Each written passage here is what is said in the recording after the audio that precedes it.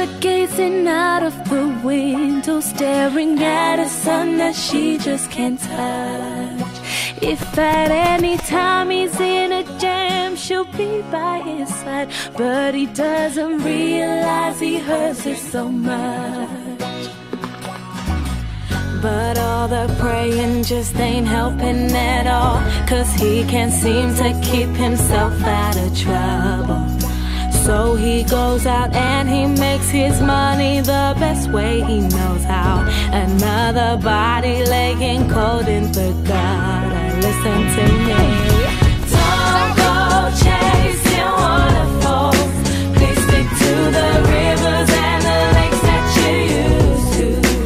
I know that you're gonna have it your way or nothing at all, but I think you're moving too fast.